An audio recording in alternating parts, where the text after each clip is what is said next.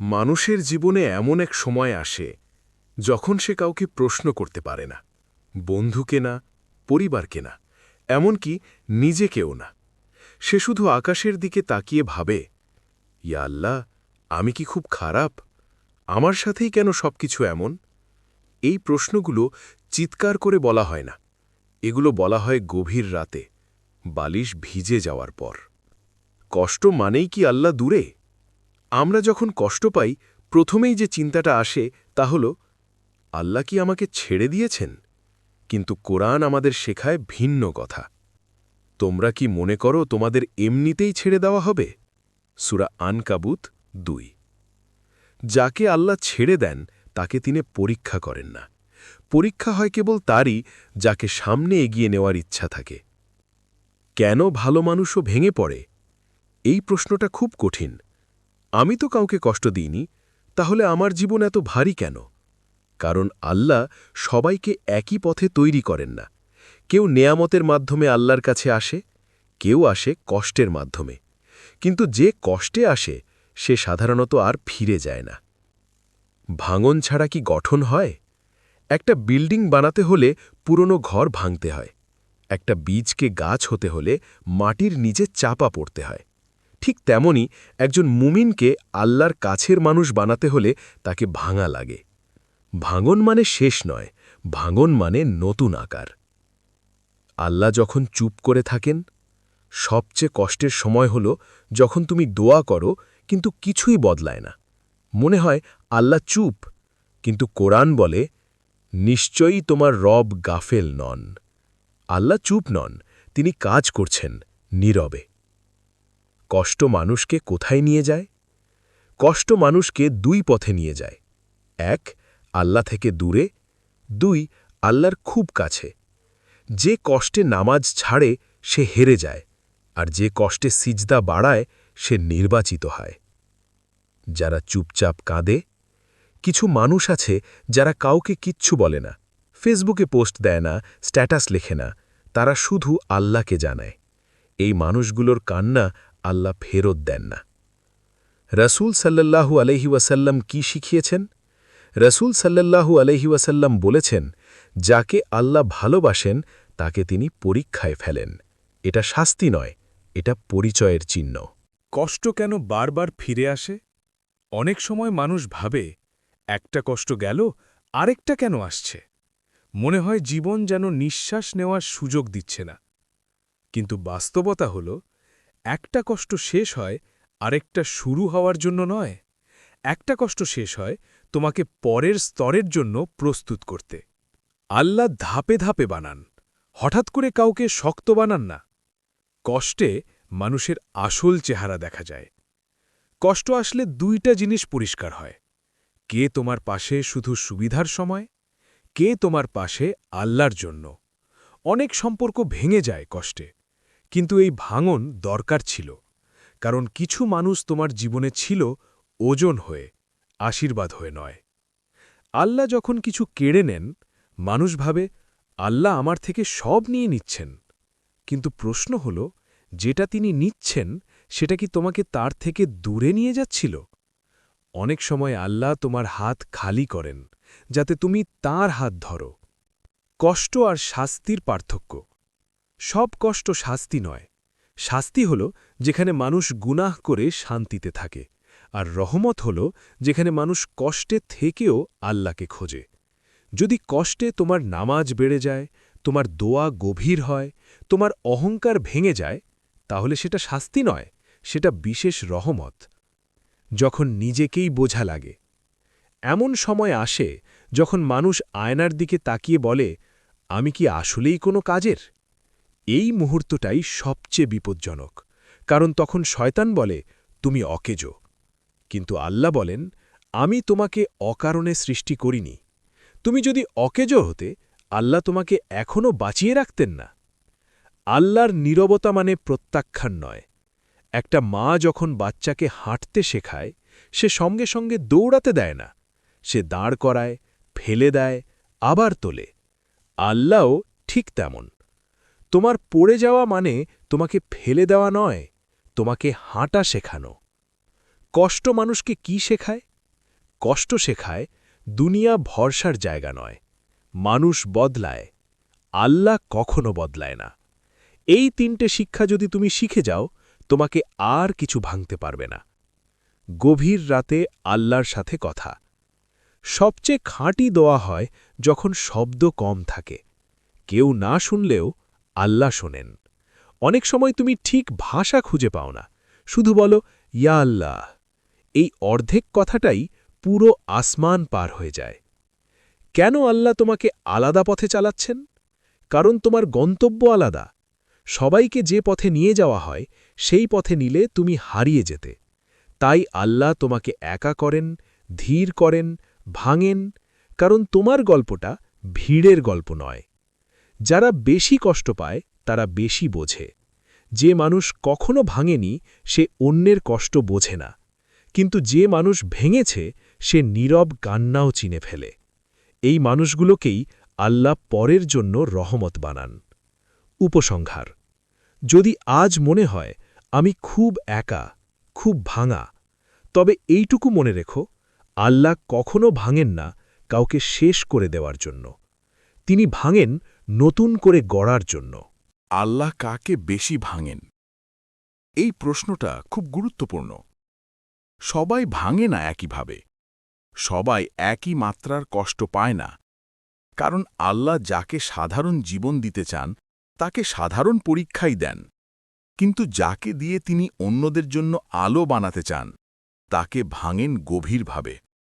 রাসূল সাল্লাল্লাহু আলাইহি ওয়াসাল্লাম বলেছেন, নবীরা সবচেয়ে বেশি পরীক্ষায় পড়েন, তারপর তাদের নিকটবর্তী যারা।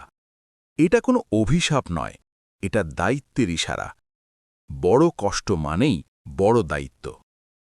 যে মানুষ বেশি ভেঙেছে সে মানুষের ব্যথা বুঝতে শেখে। যে মানুষ বেশি হারিয়েছে সে অন্যের ক্ষতি করতে ভয় পায়। এই মানুষগুলোই ভালো মা হয়, ভালো বাবা হয়, ভালো মানুষ হয়। আল্লাহ কষ্ট দিয়ে মানুষ বানান। কষ্টে আল্লাহ কেন কাছে থাকেন? মানুষ ভাবে যে আল্লাহ আমাকে কষ্টে ফেলে দূরে চলে গেছেন। আসলে উল্টোটা। কষ্টে আল্লাহ সবচেয়ে কাছে থাকেন, কারণ তখনই বান্দা সবচেয়ে সত্য কথা বলে। কুরআনে আল্লাহ বলেন, যখন বান্দা আমাকে ডাকে আমি সাড়া দিই। কিন্তু বান্দা কখন সবচেয়ে বেশি ডাকে? কষ্টে। দুনিয়া কেন ভরসার জায়গা নয়? দুনিয়া মানুষকে দুইভাবে ভাঙে, আশা দিয়ে, আশা কেড়ে নিয়ে। তুমি যাকে আজ সব ভাবছ সে কাল বদলে যেতে পারে, কিন্তু আল্লাহ বলেন, আমি কখনো বদলাই না। যে মানুষ এটা বুঝে ফেলে সে আর কাউকে আল্লাহর জায়গায় বসায় না। কষ্টে নামাজ বদলে যায়। আরাম সময়ে নামাজ হয় দায়িত্ব, কষ্টে নামাজ হয় আশ্রয়।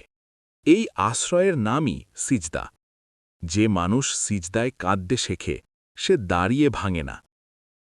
যখন মানুষ কথা শোনে না। কিছু সময় আসে যখন তুমি কাউকে বোঝাতে পারো না, তখন চুপ থাকা শেখানো হয়। কারণ সবাইকে সব বোঝানো তোমার দায়িত্ব না। আল্লাহ সব জানেন, এটাই যথেষ্ট। কষ্ট মানুষকে নরম করে। অহংকার ভাঙে কষ্টে। অন্যকে বিচার করার অভ্যাস ভাঙে কষ্টে। যে মানুষ নিজে ভাঙেনি সে অন্যের ভাঙন নিয়ে হাসে, আর যে ভেঙেছে সে নীরবে দোয়া করে। এই নীরব দোয়াগুলোই আল্লাহ সবচেয়ে বেশি কবুল করেন। আল্লাহর নীরব কাজ। তুমি যখন ভাবো কিছুই হচ্ছে না, ঠিক তখনই সবচেয়ে বেশি হচ্ছে। বীজ মাটির নিচে থাকাকালীন সবচেয়ে বেশি পরিবর্তন হয়। তোমার জীবন এখন হয়তো নিচে চলছে, কিন্তু কাজ থেমে নেই। কেন তাড়াহুড়ো ক্ষতিকর? তুমি চাও এখনই শেষ হোক, কিন্তু আল্লাহ জানেন এখন শেষ হলে তুমি শিখবে না। কিছু শিক্ষা তাড়াতাড়ি দিলে মানুষ ভুলে যায়, কিন্তু কষ্টে শেখা শিক্ষা সারা জীবন থাকে। কষ্ট আর আল্লাহর ভালোবাসা। সব কষ্ট আল্লাহর ভালোবাসার প্রমাণ নয়, কিন্তু যে কষ্টে তুমি আল্লাহর দিকে ফিরে যাও সেটা নিশ্চিত ভালোবাসার চিহ্ন। কারণ আল্লাহ যাকে ভালোবাসেন তাকে হারাম পথে শান্তি দেন না। মানুষ ভাবে আল্লাহ যাকে ভালোবাসেন তাকে নিশ্চয়ই আরাম দেন, কিন্তু কোরআন আমাদের অন্য কথা শেখায়। আল্লাহ ধৈর্যশীলদের ভালোবাসেন। ধৈর্য আসে কোথা থেকে? আরাম থেকে না, কষ্ট থেকেই। যে মানুষ কষ্টে থেকেও আল্লাহকে ছাড়ে না, সে মানুষ আল্লাহর কাছে সাধারণ নয়। আল্লাহ কেন সবাইকে একই পথে চালান না? কারণ সবাই একই জায়গার জন্য তৈরি না। কেউ বানানো হয় নীরবভাবে সহ্য করার জন্য, কেউ বানানো হয় অন্যদের কাঁধে হাত রাখার জন্য, কেউ বানানো হয় নিজে ভেঙে অন্যকে দাঁড় করানোর জন্য। তুমি যদি এই দলে পড়ো, তাহলে তোমার কষ্টের মানেও আলাদা। কষ্টে থাকা মানুষ কেন কম কথা বলে? কারণ সে শিখে যায় সব কথা সবাই শোনে না। সে জানে মানুষ ব্যাখ্যা চায় কিন্তু বোঝে না, তাই সে কথা কম বলে, সিজদা বেশি করে। এই নীরবতাই তার শক্তি হয়ে দাঁড়ায়। ভাঙনের পর দাঁড়ানোর প্রথম ধাপ। অনেকেই ভাবে আমি আবার কবে ঠিক হব। সত্যি কথা হলো, ঠিক হওয়া মানে আগের মতো হওয়া না। ভাঙনের পর মানুষ আগের চেয়ে গভীর হয়। প্রথম ধাপ হল নিজেকে দোষ দেওয়া বন্ধ করা। কারণ সব কষ্ট তোমার কারণে আসে না, কিছু কষ্ট আসে তোমাদের তৈরি করতে। নিজেকে ক্ষমা করা কেন জরুরি? অনেক মানুষ আল্লাহর কাছে তাওবা করে, কিন্তু নিজেকে ক্ষমা করে না। সে ভাবে আমি ব্যর্থ, কিন্তু আল্লাহ বলেন আমি তোমাকে ব্যর্থ বানাইনি। যে নিজেকে ক্ষমা করতে শেখে সে সামনে এগোতে পারে। আশা কিভাবে আবার জাগে? আশা জাগে যখন মানুষ বুঝে আল্লাহ এখনও তাকে ছাড়েননি। তুমি আজও শ্বাস নিচ্ছ, এটাই প্রমাণ গল্প শেষ হয়নি। যে আল্লাহ তোমাকে আজও বাঁচিয়ে রেখেছেন, তিনি নিশ্চয়ই তোমাকে খালি হাতে ছেড়ে দেবেন না। কষ্টের সবচেয়ে সুন্দর ফল। সবচেয়ে সুন্দর ফল হল তুমি আল্লাহকে চিনে ফেলো। আগে নামাজ ছিল অভ্যাস, এখন নামাজ আশ্রয়। আগে দোয়া ছিল কথা, এখন দোয়া কান্না। এই পরিবর্তনটাই আল্লাহ চেয়েছিলেন। যদি আজও বুক ভারী লাগে, তাহলে এই দোয়াটা বলো, ইয়া আল্লাহ, আমি বুঝতে পারছি না, কিন্তু আমি বিশ্বাস করছি। এই বিশ্বাসই তোমাকে সামনে নিয়ে যাবে। চূড়ান্ত উপসংহার, পর্ব ১। এই পর্বের শেষ কথা একটাই, কষ্ট তোমার শত্রু না, কষ্ট তোমার শিক্ষক। আল্লাহ তোমাকে ভাঙছেন না শেষ করে দেওয়ার জন্য, তিনি ভাঙছেন তোমাকে নিজের কাছে টানার জন্য। মানুষ কষ্ট সহ্য করতে পারে, কিন্তু অপেক্ষা সহ্য করতে পারে না। কষ্টে মানুষ কান্না করে, অপেক্ষায় মানুষ সন্দেহ করে। তুমি বলো, হে আল্লাহ, যদি দাও এখন দাও, যদি না দাও অন্তত বলো কেন দিচ্ছ না। কিন্তু আকাশ নীরব। এই নীরবতাই এই পর্বের মূল শিক্ষা। ধৈর্য মানে কি আসলে? ধৈর্য মানে দাঁত কামড়ে চুপ থাকা নয়। ধৈর্য মানে কষ্টের মাঝেও আল্লাহর উপর অভিযোগ না করা। হারাম সহজ হলেও সেটাকে না বলা। দেরির মধ্যেও নামাজ ছাড়তে না দেওয়া। কুরআনে আল্লাহ বলেন, নিশ্চয়ই আল্লাহ ধৈর্যশীলদের সঙ্গে আছেন। সূরা বাকারার ১৫৩। ভেবে দেখো, আল্লাহ কার সঙ্গে আছেন? যেখানে আল্লাহ আছেন সেখানে হার কখনো চূড়ান্ত হয় না। কেন অপেক্ষা করানো হয়? একটা শিশুকে যদি এখনই সে যা চায় সব দিয়ে দেওয়া হয়, সে নষ্ট হয়ে যাবে।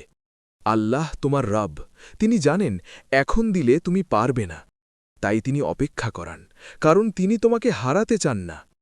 দোয়া আর সময়ের সম্পর্ক। মানুষ ভাবে দোয়া করলেই সঙ্গে সঙ্গে পাওয়া উচিত, কিন্তু দোয়া কোনো অর্ডার না, দোয়া হলো সম্পর্ক। এই সম্পর্কে সময় লাগে। আল্লাহ কখনো বলেন না যে আমি দিইনি, তিনি বলেন এখন না। দোয়া ৩ ভাবে কবুল হয়। রাসূল সাল্লাল্লাহু আলাইহি ওয়াসাল্লাম বলেছেন, বান্দা যখন দোয়া করে আল্লাহ ৩টির একটিই দেন। ১ দুনিয়ায়, ২ আখিরাতে, ৩ বিপদ দূর করে। তুমি যেটা দেখছ না মানে এই না যে কিছুই হয়নি, মানে কিছু অদৃশ্যভাবে ঘটেছে। অপেক্ষা করাও ইবাদত কেন? কারণ এই সময়েই ঈমান পরীক্ষা হয়, তাওয়াক্কুল শেখা হয়, নিয়ত পরিষ্কার হয়। অনেকে দোয়া করে পাওয়ার জন্য, কিন্তু অপেক্ষা শেখায় আল্লাহর জন্য দোয়া করতে।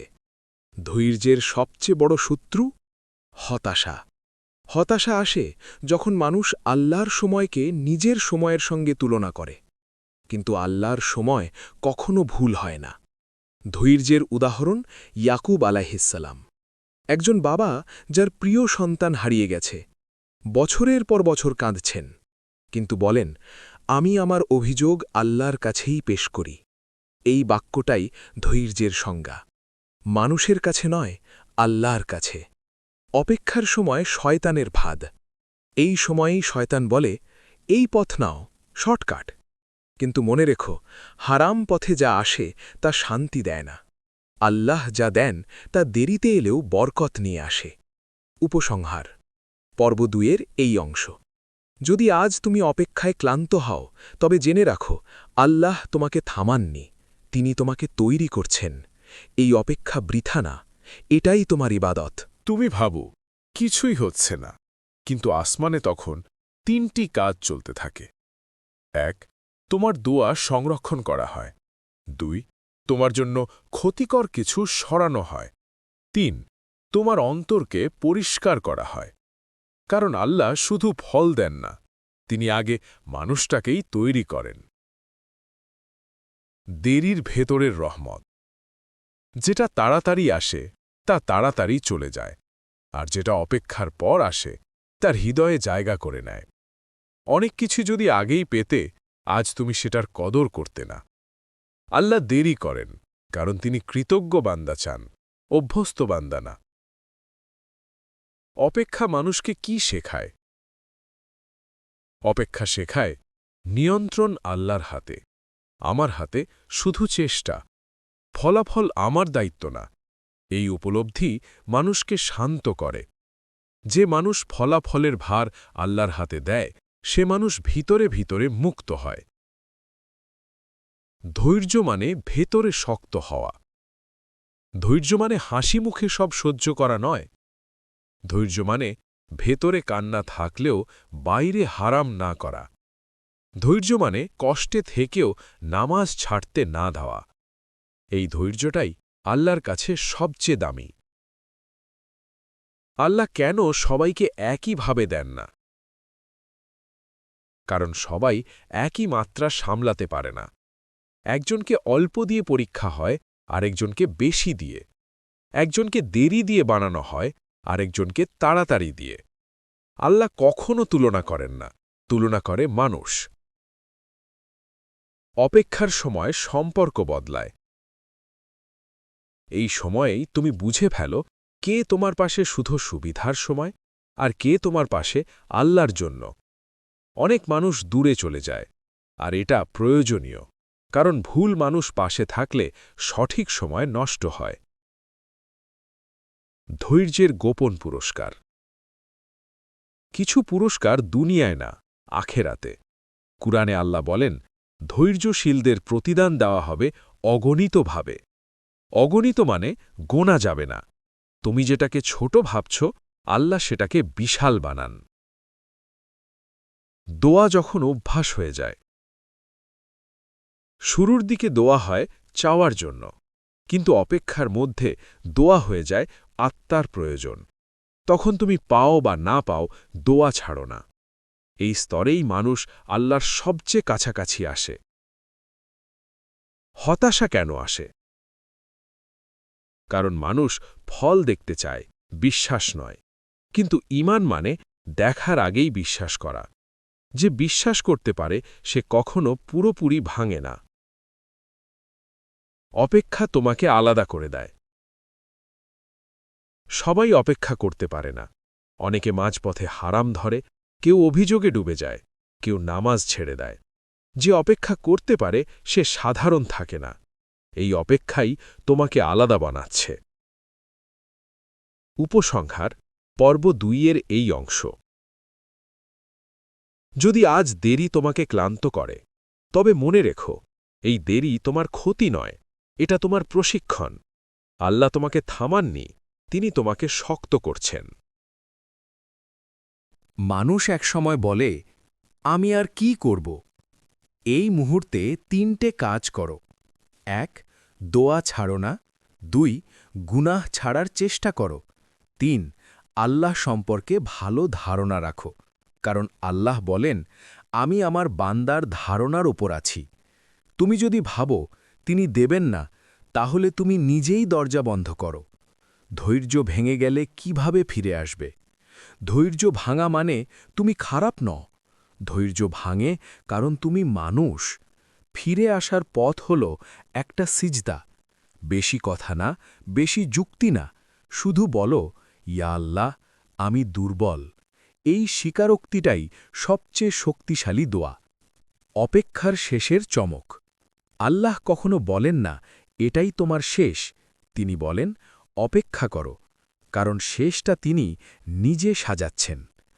অনেক সময় শেষটা এমন হয়, তুমি বুঝতেই পারো না এতদিন কেন অপেক্ষা করেছিলে। দেরির পর পাওয়া নেয়ামত। দেরির পর পাওয়া জিনিস হালকা মনে হয় না, সহজে হারায় না, কৃতজ্ঞতা বাড়ায়। আল্লাহ তাড়াতাড়ি দিলে তুমি হয়তো বুঝতে না, কিন্তু দেরিতে দিলে তুমি চিনে ফেলো এটা আল্লাহর দান। অপেক্ষা শেষে মানুষ বদলে যায়। তুমি খেয়াল করবে তুমি আর আগের মতো নও। তুমি কম অভিযোগ করো, বেশি বোঝো। তুমি কম বিচার করো, বেশি দোয়া করো। এই পরিবর্তনটাই ছিল এই অপেক্ষার উদ্দেশ্য। ধৈর্য আর তাওয়াক্কুল। ধৈর্য মানে বসে থাকা না, তাওয়াক্কুল মানে হাত গুটিয়ে রাখা না। চেষ্টা করবে, কিন্তু ফল আল্লাহর হাতে দেবে। এই ভারসাম্যটাই মুমিনের পরিচয়। যদি আজও বুক ভারী থাকে, তাহলে এই দোয়া বলো, ইয়া আল্লাহ, আমি অপেক্ষা করতে ক্লান্ত, কিন্তু আমি তোমাকে ছাড়ব না। এই দোয়াটা খুব অল্প মানুষই বলতে পারে। আমরা দেরি পছন্দ করি না। যখন দোয়া করি আমরা চাই সঙ্গে সঙ্গে ফলাফল। কিন্তু জীবনের সবচেয়ে বড় শিক্ষা আসে যখন আল্লাহ প্রয়োজনের সময় নয়, তিনি সঠিক সময় দেন। রাসূল সাল্লাল্লাহু আলাইহি ওয়াসাল্লাম বলেছেন, কোনো বান্দা দোয়া করে, আল্লাহ 3টির মধ্যে একটি দেন, দুনিয়াতে, আখেরাতে অথবা বিপদ দূর করে। মুসলিম। তুমি যা দেখছ না মানেই এই নয় কিছুই হচ্ছে না। দেরির ভেতরে কি হয়? দেরি মানে শুধু অপেক্ষা নয়, দেরি মানে তুমি গড়ে উঠছ, ধৈর্য শেখা হচ্ছে, বিশ্বাসের গভীরতা বেড়ে যাচ্ছে, আত্মার স্থিতিশীলতা তৈরি হচ্ছে। অল্প মানুষই বুঝতে পারে আল্লাহ যে দেরি করেন সে দেরি শুধু ক্ষতির জন্য নয়। ইউসুফ আলাইহিসসালামের জীবন থেকে শিক্ষা। ইউসুফ আলাইহিসসালামের গল্প মনে করো। ভাইরা তাকে কূপে ফেলে দেয়, দোসর তাকে মিশরের বাজারে বিক্রি করে, তিনি কারাগারে যাচ্ছেন। কিন্তু সেই দেরিতেই ছিল প্রস্তুতি, যে প্রস্তুতি তাকে পরবর্তী রাজ্য দেবে। যে কষ্ট ও দেরি তাকে ভেঙে দেয়নি, শেষে আল্লাহ সকল ভালোবাসা ও ক্ষমতা দিয়েছিলেন। আল্লাহ কেন দেরি করেন? 2 কারণে। তোমাকে পরীক্ষা করা, তুমি ধৈর্য ধরে কিনা, তুমি বিশ্বাস ধরে রাখো কিনা। তোমাকে প্রস্তুত করা, তুমি যা চাও তার যোগ্যতা তৈরি করতে। কিছু মানুষ তাড়াহুড়ো করে হারায়, কিছু মানুষ ধীর ধীরে জয়ী হয়। দেরিতে পাওয়া নিয়ামতের গুরুত্ব। দ্রুত পাওয়া হয় মাঝে মাঝে ক্ষণস্থায়ী, দেরিতে পাওয়া হয় চিরস্থায়ী। আল্লাহ দেরি করান কারণ তিনি জানেন যে এখন পেয়ে যায় সে নষ্ট হয়ে যাবে। এই চিন্তাই মানুষের ধৈর্য করে তোলে। দেরি এবং আত্মপরিচয়। যখন আল্লাহ দেরি করেন তুমি নিজেকে খুঁজে পাও। তুমি কি সহজে হতাশ? তুমি কি চরম পরিস্থিতিতেও ধৈর্য ধরতে পারো? তুমি কি আল্লাহর উপর সত্যি ভরসা রাখো? এই প্রশ্নগুলো জীবনের পরীক্ষার অংশ। দেরিতে আল্লাহর রহমত। দেরি মানেই আল্লাহর নিখুঁত পরিকল্পনা। এখন না মানে আমি তোমার জন্য আরও ভালো কিছু তৈরি করছি। তুমি এক্ষুনি ফল দেখছ না, কিন্তু আল্লাহ সব হিসাব রাখছেন। যখন মানুষ দেরিতে হার মানে। অনেকে দেরি সহ্য করতে পারেন না, হতাশা আসে, নামাজ ও দোয়া কমে যায়, বিশ্বাস দাবিতে আসে। কিন্তু মনে রেখো, এই সময়ই আল্লাহ কাজ করছেন। তুমি শুধু ধৈর্য ধরে অপেক্ষা করো। উপসংহার পর্ব 3-এর প্রথম অংশ। যদি আজ তুমি মনে করো, ইয়া আল্লাহ, দেরি করছো কেন? তবে জানো, দেরি শুধু সময় নষ্ট নয়, দেরি হচ্ছে তোমাকে সঠিকভাবে গড়ে তোলার একটি রহমত। দেরি শুধু ধৈর্য পরীক্ষা করে না, এটি তোমার অভ্যন্তরীণ শক্তিকে তৈরি করে। তুমি যখন প্রতিকূল পরিস্থিতিতে থাকো, তুমি যখন মানুষ তোমার দিকে না দেখে, তুমি যখন মনে করো সব শেষ, সেই সময় আল্লাহ অন্তরের শক্তি গড়ে তোলেন। এই শক্তি পরে তোমাকে আলোর দিকে টানবে। কষ্টকে প্রস্তুতিতে পরিণত করা। যখন দেরি দীর্ঘ হয়, তুমি বুঝতে পারো এই মুহূর্তের ধৈর্যই আমার জন্য বড় উপহার। কষ্টের মধ্যে তুমি শিখো আত্মনিয়ন্ত্রণ, অন্যকে বোঝার ক্ষমতা, নিজের সীমারেখা নির্ধারণ। এই শিক্ষাই পরবর্তী জয়ে সহায়তা করে। জীবনের কঠিন মুহূর্তে আল্লাহর কৃপা। অনেক সময় আমরা চাই সবকিছু সহজ হোক, কিন্তু কষ্টই শিখায় তুমি আল্লাহর কাছে কতটা ভরসা রাখো, তুমি নিজের সীমারেখা কতটা বুঝতে পারো। যে মুহূর্তে তুমি সবচেয়ে একা মনে করো, ঠিক তখনই আল্লাহ সবচেয়ে কাছে থাকেন। হঠাৎ বদলে যাওয়া তাকদীরের গল্প। ইউসুফ আলাইহিসসালামের জীবন মনে করো। কূপে খেলা হয়, পরের দিন চুক্তি হয়, তারপরে কারাগারে যায়। সবকিছু অপ্রত্যাশিত, কিন্তু শেষে সে হয়ে গেল রাজ্য কর্মকর্তা। আল্লাহ দেরি করলেও শেষের ফল আশ্চর্যকর হয়। এই গল্প আমাদের শেখায় দেরি মানেই ক্ষতি নয়, বরং সঠিক সময়ের রহমত। দেরি মানেই পরিকল্পনা। দুনিয়ায় আমরা তাড়াহুড়ো করি, আমি চাই আজই ফল, কিন্তু আল্লাহ বলেন আমি জানি তোমার জন্য কখন ভালো। তারপর যখন দেরি শেষ হয়, ফল আসে এমনভাবে যা তুমি কল্পনাও করতে পারো না। এই হলো প্রকৃত ইবাদত, ভরসা ধরে থাকা, ধৈর্য ধরে রাখা, দেরিতে আশা জাগানো। যে মানুষ দেরি সহ্য করতে পারে, সে মানুষ আশার প্রকৃত অর্থ জানে। দ্রুত পাওয়া মানুষ কৃতজ্ঞ হয় না, ধীরে পাওয়া মানুষ আল্লাহর প্রতি কৃতজ্ঞ হয়। এই কৃতজ্ঞতাই তাকে পরবর্তী জীবনেও আশীর্বাদ দেয়। দেরি ও নামাজ। দেরি মানে কখনো নামাজ ছেড়ে দেওয়া নয়, বরং দেরি মানে নামাজে গভীরতা আনা। নামাজ হয় শুধু অভ্যাসের জন্য নয়, এখন এটি হয়ে যায় আশ্রয় ও শান্তির জায়গা।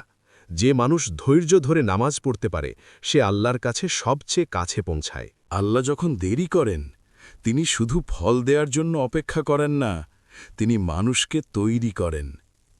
চরিত্রের দৃঢ়তা, অভ্যন্তরীণ শক্তি, ধৈর্য ও আত্মনিয়ন্ত্রণ, এই তিনটি গুণই পরে জীবনের বড় জয় এনে দেয়। দেরি শেখায় নির্ভরতা। যে মানুষ দ্রুত ফল চায়, সে অনেক সময় ভরসা ভুল জায়গায় রাখে, কিন্তু ধীরগতি শেখায় ফল আল্লাহর হাতে, আমি শুধু চেষ্টা করি। এই উপলব্ধি মানুষকে মুক্তি দেয়। দেরিতে আল্লাহর রহমত। দেরি মানে আল্লাহ তোমাকে ক্ষতি দিতে চান না, বরং সঠিকভাবে প্রস্তুত করছেন। তুমি কি এখন এই নিয়ামতের জন্য তৈরি? তুমি কি ধৈর্য ধরে কষ্ট সহ্য করতে পারো? তুমি কি আল্লাহর সময়কে মান্য করতে পারো? যখন তুমি হ্যাঁ বলো, ঠিক তখন আল্লাহ ফল দেন। জীবনের কঠিন মুহূর্তে ধৈর্য। সবচেয়ে বড় শিক্ষা আসে তখন, যখন জীবন কঠিন এবং মানুষ দূরে। তুমি একা মনে করো, তুমি হতাশা অনুভব করো, তুমি হার মানার কাছাকাছি থাকো, কিন্তু এই সময়ে আল্লাহ তোমার সবচেয়ে কাছে। বাস্তব জীবনের উদাহরণ। একজন মানুষ দীর্ঘ বছর দোয়া করেছিল, কিন্তু ফল দেখা যায়নি। মানুষ বলেছিল, আমি হেরে যাচ্ছি। কিন্তু ঠিক সময়ের পরে যে ফল তিনি পেয়েছিলেন, সে ছিল তার জীবনের সবচেয়ে বড় আশীর্বাদ। এই ঘটনা আমাদের শেখায়, আল্লাহ কখনো দেরি করেননি, তিনি সময় মতো দেন। ধৈর্য ও বিশ্বাসের শেষ পুরস্কার। যে মানুষ দেরি সহ্য করতে পারে, সে মানুষ শেষ পর্যন্ত জয়ী হয়। তার হৃদয় স্থির, তার দোয়া খাঁটি, তার নামাজ গভীর। আল্লাহ দেরি দিয়ে মানুষকে এই স্তরে পৌঁছে দেন। এটাই ধৈর্যের প্রকৃত পুরস্কার। দেরি এবং কৃতজ্ঞতা। যে মানুষ দ্রুত পায়, সে কম কৃতজ্ঞ হয়। যে মানুষ ধীরে পায়, সে আল্লাহর প্রতি কৃতজ্ঞ হয়। এই কৃতজ্ঞতা তাকে শুধুমাত্র এই দুনিয়াতে নয়, আখিরাতেও বড় জয় এনে দেয়। যদি আজ মনে হয়, ইয়া আল্লাহ, দেরি করছো কেন? তাহলে মনে রেখো, দেরি ক্ষতি নয়, বরং সঠিক প্রস্তুতি। দেরি মানুষকে শক্তিশালী করে। দেরি শেষে ফল সবচেয়ে মধুর হয়। আল্লাহ যখন দেরি করেন, তিনি তোমাকে ভাঙেন না, গড়ে তোলেন। জীবনের কোনো না কোনো সময় আমরা সবাই ভুল করি, কেউ চরম ভুলে ভোগে, কেউ ছোট ভুলে। অনেকেই মনে করে আমি এত বড় ভুল করেছি, আল্লাহ আমাকে গ্রহণ করবেন না। কিন্তু কোরআন আমাদের শেখায় যে কেউ তওবা করে, আল্লাহ ক্ষমাশীল, পরম দয়ালু। সূরা জুমার ৫। অর্থাৎ ফিরে আসার পথ সব সময় খোলা। তওবা মানে কি? তওবা শুধুই আল্লাহর কাছে দোয়া করা নয়, এটি একটি পুরো পরিবর্তনের প্রক্রিয়া। তওবা মানে অতীত ভুল মেনে নেওয়া, নিজের কৃতকর্মে দুঃখ অনুভব করা, পুনরায় সেই ভুল না করার দৃঢ় প্রতিশ্রুতি। এটি কেবল মুখের কথা নয়, হৃদয় ও কাজের মিলন। ভুল থেকে শিক্ষা নেওয়া। প্রতিটি ভুলই একটি শিক্ষার সুযোগ। যে মানুষ শেখে না, সে বারবার ভেঙে পড়ে। কিন্তু যে মানুষ শিক্ষা নেয়, সে নিজেকে পুনর্গঠন করে। আল্লাহ বলেন, আমি তোমাদেরকে কখনো এমনভাবে পরীক্ষা করি না যা তুমি সহ্য করতে পারো না। সূরা বাকারার ২৮৬। এই শিক্ষাই তোমাকে নতুন জীবন শুরু করতে সহায়তা করে। ফিরে আসার সাহস। অনেকেই মনে করে আমি এত বড় ভুল করেছি, আমি যোগ্য নই। কিন্তু সত্য হল আল্লাহ সব কিছু ক্ষমা করতে পারেন। প্রথম ধাপ হল সাহসী হওয়া। নিজেকে আর কোনো অজুহাতে বাধ্য করা নয়। শুধু বলো, ইয়া আল্লাহ, আমি ফিরে আসছি, আমাকে ক্ষমা করো। অতীত ভুলকে আল্লাহর দয়া দিয়ে ঢেকে দেওয়া। আত্মার বোঝা কমানোর সবচেয়ে সহজ উপায় হল আল্লাহর দয়া বিশ্বাস করা। যদি তুমি হৃদয়ে বিশ্বাস রাখো, আল্লাহ অতীত ভুলগুলোকে আচ্ছাদিত করবেন। অতীতের অপরাধ, অতীতের লজ্জা, অতীতের ব্যর্থতা সব কিছু নতুন দোয়ায় পরিশ্রুত হবে। নতুন জীবন শুরু করা। ফিরে আসার পরে জীবন কখনো আগের মতো হবে না। নতুন জীবন মানে নতুন লক্ষ্য, নতুন অভ্যাস, নতুন শক্তি। আল্লাহ এই নতুন জীবনকে আশীর্বাদিত করেন।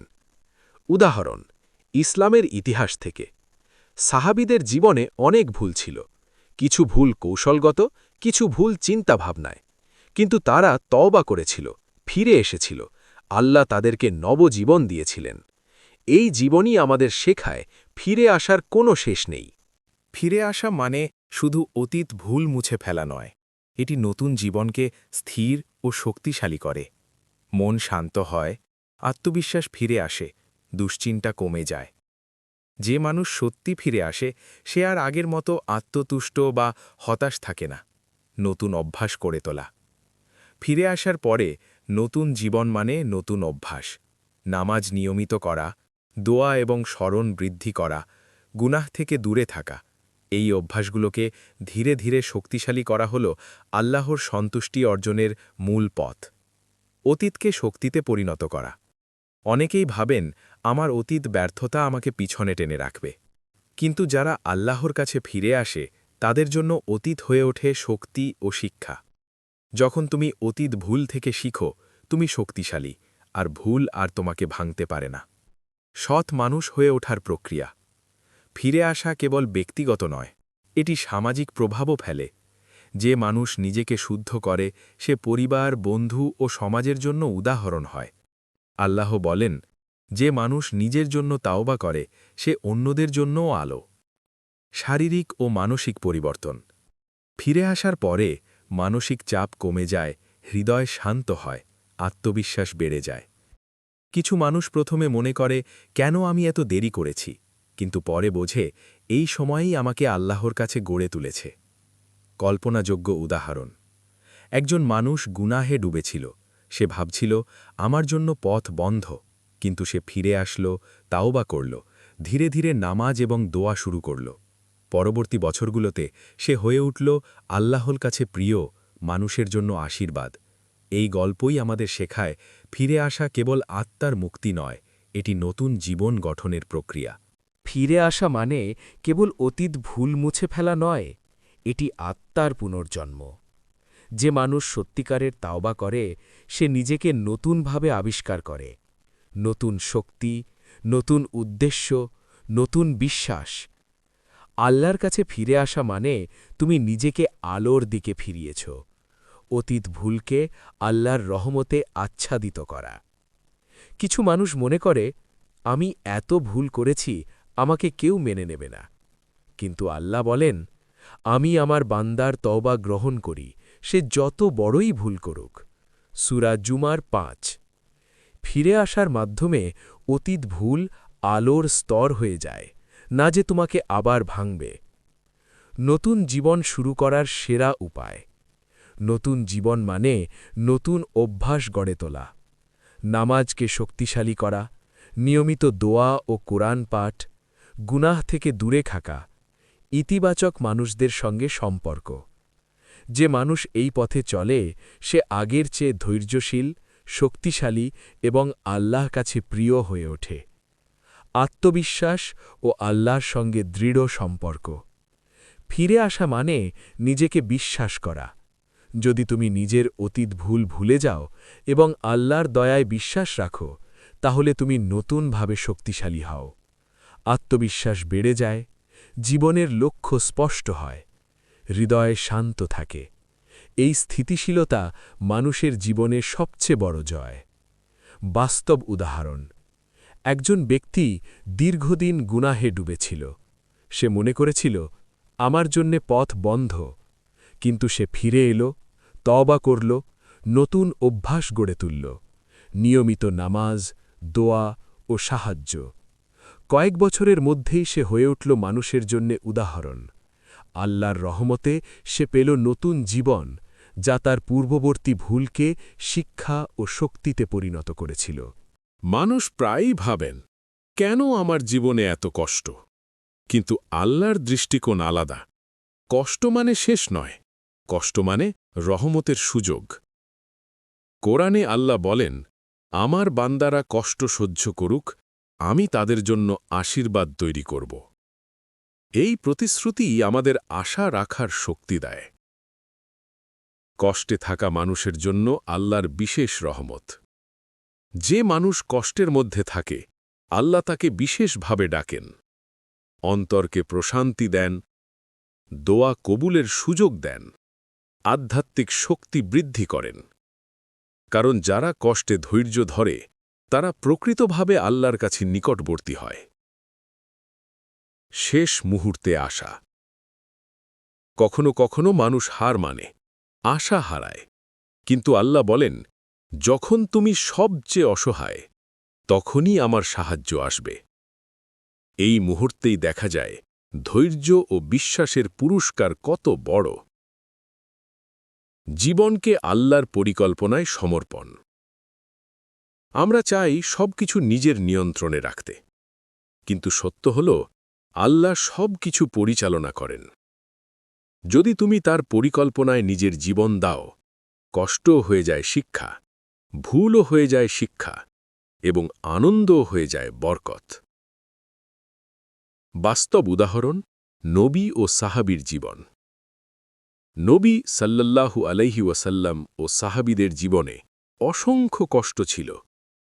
যুদ্ধ, দারিদ্র্য, অসুবিধা, ব্যক্তিগত ক্ষতি, প্রতিকূলতা। কিন্তু তাদের ধৈর্য ও বিশ্বাস আল্লাহর কাছে প্রমাণিত হয়েছিল। শেষে তারা পেয়েছিলেন শান্তি, শক্তি এবং আল্লাহর বিশেষ আশীর্বাদ। কষ্টে মানুষের আধ্যাত্মিক শক্তি বৃদ্ধি।